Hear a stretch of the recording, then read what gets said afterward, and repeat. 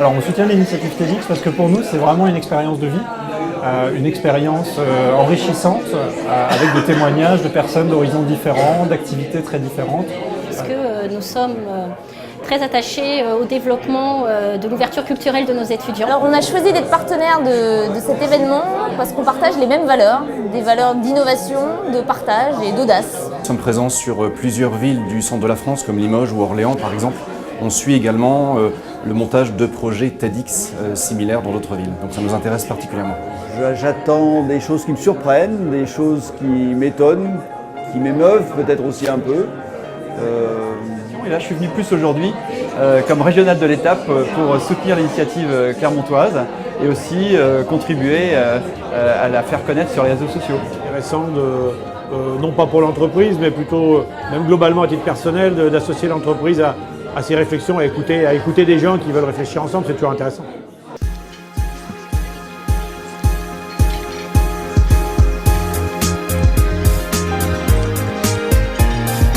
Je me souviens de la conférence TED, je crois, de Simon Sinek, qui est très vue sur Internet, qui exposait ses principes de stratégie en disant « Start with why ». Donc, il disait une bonne stratégie d'entreprise, c'est d'abord une vision de qu'est-ce qu'on veut être à 10, 20 ans, et ensuite on décline le reste de la stratégie là-dessus, et sa conférence était brillante. C'est celle de Ken Robinson sur « Trouver votre élément ». Puisqu'effectivement, on parle d'éducation, on parle d'orientation, et c'est vrai que c'est un sujet forcément qui m'interpelle à titre personnel, mais aussi de par mon métier dans une école supérieure de commerce. C'est la thématique du handicap, parce que je suis intéressé personnellement, parce que j'ai dans ma famille des personnes handicapées. Et du coup, c'est vraiment des sujets qui m'ont vraiment intéressé, parce que ça me permet de me projeter également sur l'expérience des autres personnes, sur ce que ça peut apporter.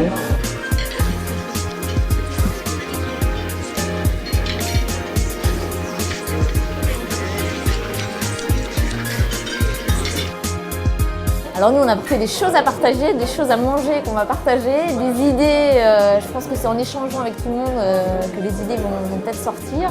On parle souvent, beaucoup à notre époque, de diversité, mais parfois on ne prend la diversité que sur l'aspect diversité homme-femme.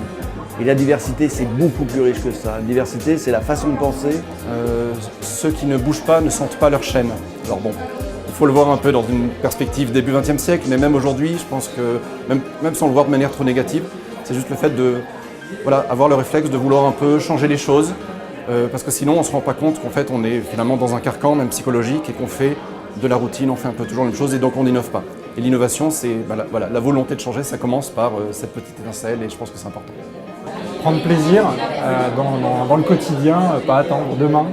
Oui, l'idée ce serait tout simplement d'être curieux, de s'ouvrir aux autres, et que la richesse et la façon aussi dont nous on évolue, c'est par le contact avec les autres et ce qu'ils peuvent nous apporter par leur propre parcours, connaissances.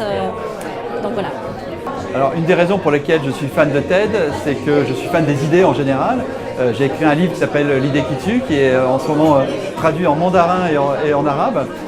L'idée qui tue étant les idées qui réussissent et qui tuent des conventions existantes pour exister.